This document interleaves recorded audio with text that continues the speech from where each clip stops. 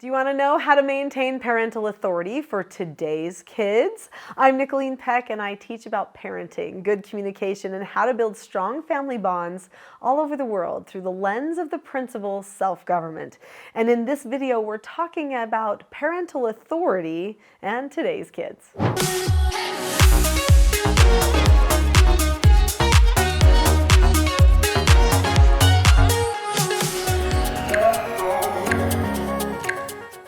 In this video, we're going to be talking about what I don't mean by parental authority and what I do mean by parental authority, the importance of maintaining the proper parental authority, and how you can do it with the climate with today's children. When I say maintain parental authority, I think there's probably a whole percentage of the population that gets turned off by that statement. In fact, there was a young woman who came to me a few years back, and knowing that I teach parenting, she was meeting my family for the first time, and she said, "You should know that I have no respect for parental authority." And I was like, why are you telling me that? I mean, I didn't say that to her, but I thought, what a thing to say. That's a, hi, my name is so-and-so. I have no respect for parental authority. And I thought, boy, she really planned that. Like, she planned her introduction to me that she was going to tell me she does not respect parents, which means she is not going to respect me as an adult or any type of an authority in her life. I thought that was very interesting, and I wondered what type of grooming had to take place for her to get to that place. In fact, it didn't take me very much time to see that social media and other media sources were really pushing to not respect parental authority. Now, I do know that there are a lot of people who have traumatic experiences with parents, maybe abuse or neglect or other circumstances where they just feel like, how can you trust parents? And they don't even understand how anyone could have a good relationship with their parents. I think that's really sad, because still the majority of people absolutely love their parents, they love their families, and they want and hope for good things in those relationships. But there is a percentage of the population who's had a rough go, and I do understand that. And I know that there are many people on this channel that are watching and they say, yeah, I didn't have a good relationship with my parents. I don't even know how to teach my children to have respect for parental authority because I didn't have it, and I still don't have it, and so I don't know what to do. That could be really hard because our society is not breeding respect for parental authority right now. And I think that's because people are misunderstanding parental authority. So let's talk about what parental authority should not look like. Parental authority does not mean a dictatorship. Okay? Parental authority does not mean one person who controls everyone else and who micromanages everybody else and who instills fear in everyone else. That's not what I'm talking about. That's just a tyrant. Anyone can be a tyrant. A child can be a tyrant. In fact, there are many families nowadays who are dealing with child tyranny, and the parents don't know what to do. They don't know how their child has become a monster when they started out so sweet. So that's just tyranny. So let's talk about what authority really means. So when a person has an authority, that means that they have the right to oversee someone else. Now, that doesn't mean they have the right to control the person, but they have the right to conduct the training or lead another person. Now, let's talk about what right means. A right means having a just cause.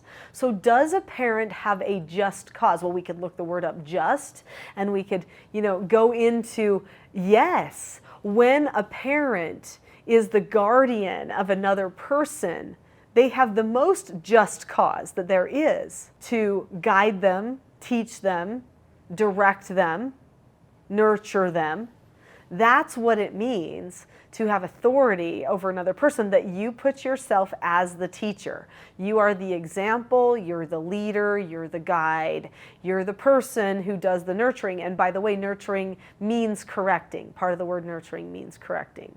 So when you are a parent, you are basically claiming the right or the just cause that you have just by nature of the fact that the child came in an orderly fashion to you because of the way children are created. And so that automatically gives you the right to have that authority over what is best for the children.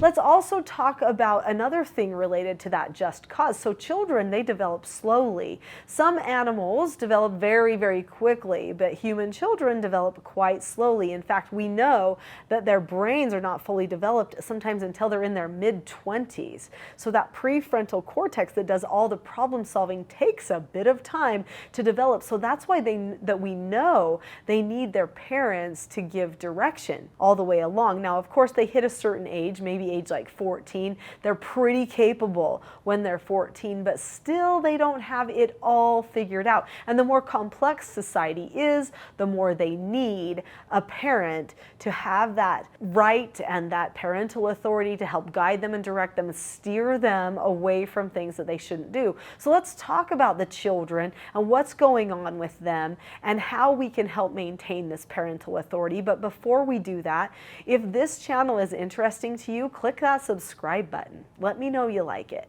So what is happening with our children? So our modern children, today's children, they are being told so many conflicting things. They're being told, you lead out, you be the leader, you tell us what you want.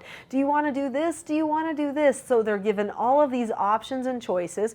Children from past generations did not get as many options and choices. You might say to yourself, but that's a good thing, isn't it? Well, maybe, except for that it actually breeds entitlement. So that doesn't mean we should take away choices from our children, but we need to be very careful that we aren't loading them down with so many choices that we're actually breeding entitlement. When a person gets a sense of entitlement, then they think that everyone is there to serve them instead of those people being there to learn from. So that damages the parental authority. And then the child shuts off that most immediate line of defense that's there to help them, which is their family, their parents. That's going to stop them from, doing things they shouldn't do, and that's going to help them troubleshoot some of the things in their life that they need to be concerned with. We need to try as a culture to not give in to the whims of every child and not make the children think they are in charge of everything. Children should learn how to follow instruction from their parents, how to honor their parents, how to do their duty, be loyal to their family. Those types of things are the first lessons. Then after they're really great in their foundational first lessons, then we start teaching them to lead out. Then we start teaching them how to make all the decisions, and we give them more and more decisions to make. That's how it's always been through upbringing, is that as a child increases in age, then their ability to make more choices goes up, and so they get more choices. But when they're younger, they don't get as many choices. When mom says it's bedtime, it's bedtime. That's it. You don't get to tell mom, I don't want to go to bed. And if you do, it doesn't matter to mom. The funny thing is that so many parents are giving into what the child wants and doesn't want, and they're not being the parent when the child is young. And then later they wonder why the child is so disrespectful. Another thing that's happening is children are definitely listening to so many other voices that are intent on destroying the parent-child bond, because if they can capture the hearts of the children, then they can control society. And I hate to just bring in, a bunch of agenda talk here, but it's the truth. Everybody wants the hearts of the children. The hearts of the children really need to be turned back toward their parents. If they are not turned toward their parents, and if the parents' hearts aren't turned toward their children, then our whole society ends up being in a state of dysfunction. And that's where we find ourselves, with people not acknowledging parental authority. So what can you do about it then? Let's talk about that. So you need to establish the parental authority when they're young. And if you haven't done that, then you have to have a deliberate conversation about parental authority.